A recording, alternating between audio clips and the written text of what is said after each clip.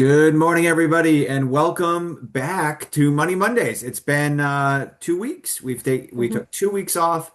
We're back. We're refreshed, and we're ready to increase our viewership again. We worked so hard, and now we're going to build it back up.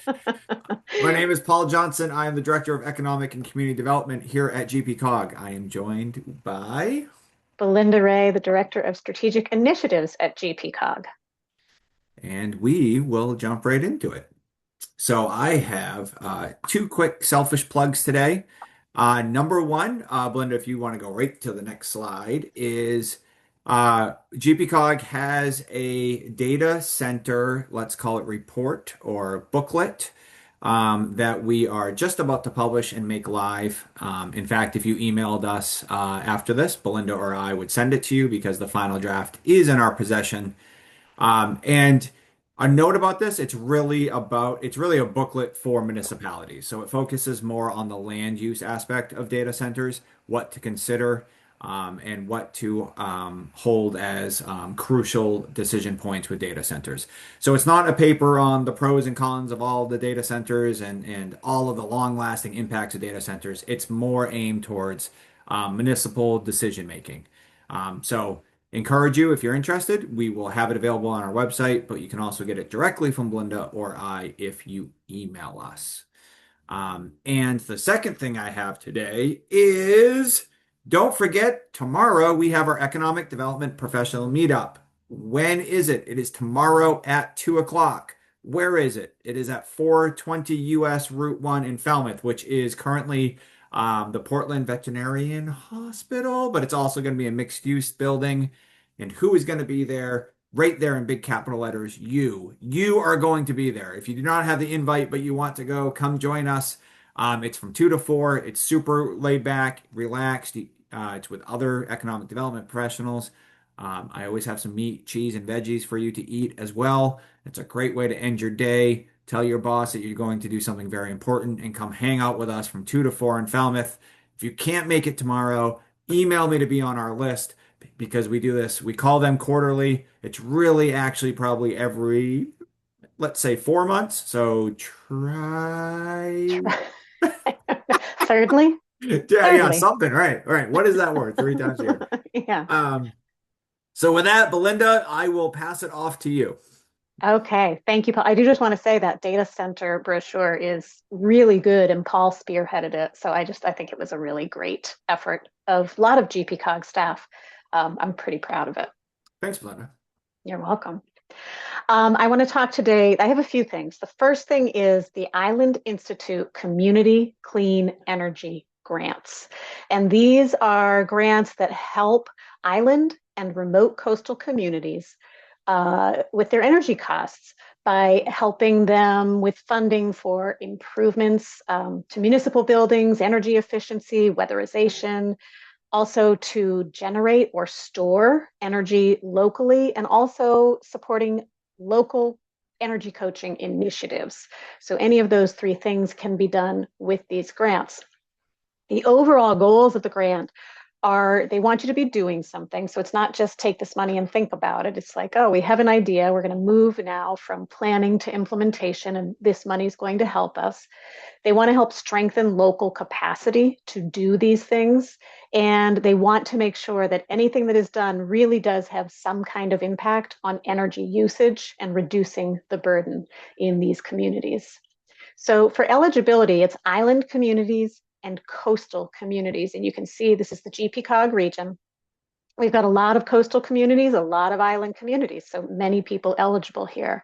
I did want to give a little plug that this map is from our data library. We've got this great new data dashboard, relatively new, I think went up in the last month or so, where you can see the region and you can learn about the region and get different dashboards on transportation issues, environment, economy, community housing. So that little data library thing, I'm pleased to say it's a portal. That's my portal wizard. So you press that, you'll go straight to the data library when you get these slides.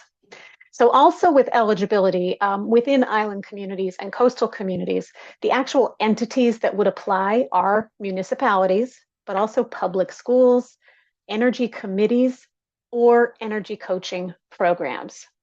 And there are a couple of different projects you can do here, and that who can apply varies just a little bit by project. So we'll go over that next. There are three buckets. Like I said, municipal building, energy improvements, municipal energy generation or storage, and community-based energy coaching and implementation. So for each of those, you can see in italics below who can apply for them, and then a little bit about what a project might be. And obviously, these are not the only projects. These are just examples to help you get an idea of what you might be able to do with this funding. The features, so funding, it's up to 15,000 if you're doing the municipal energy generation and storage.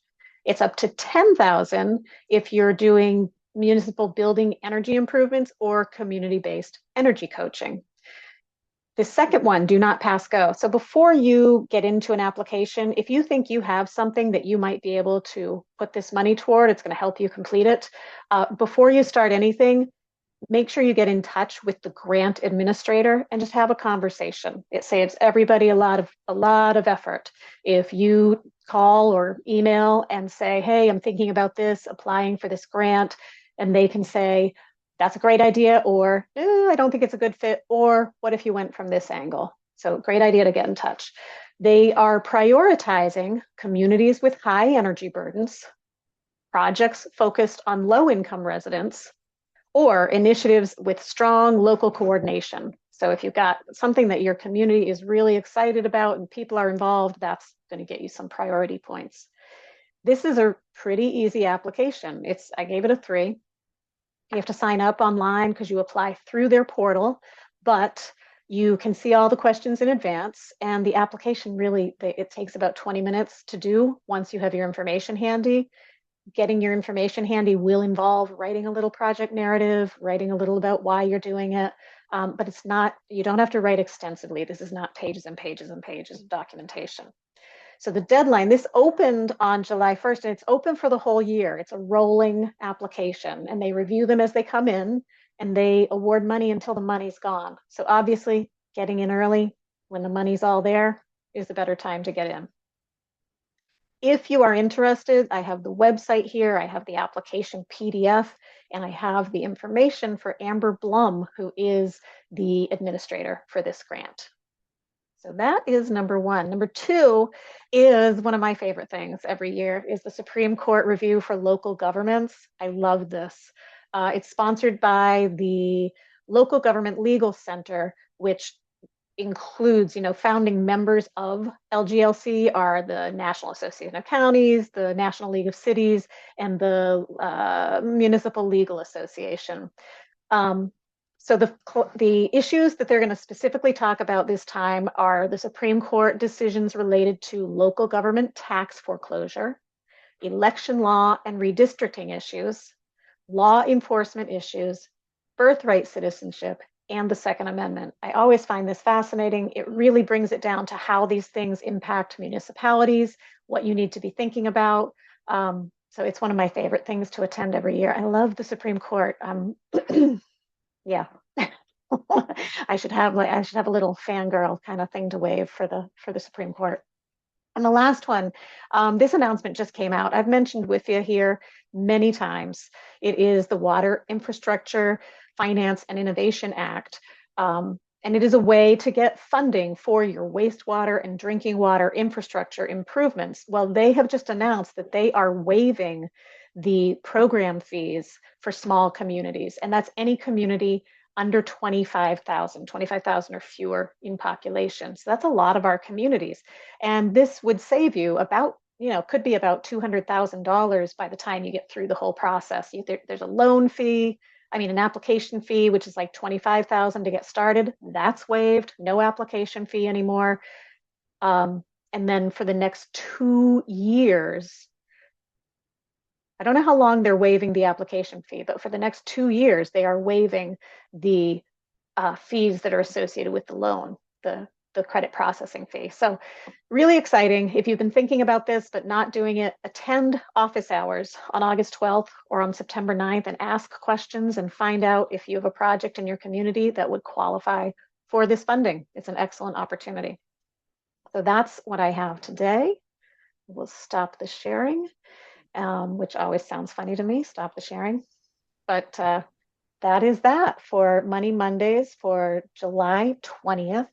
And we're so happy to be back with you. And we're hopeful that you are happy to be back with us as well. And tell your friends and bring your buddies.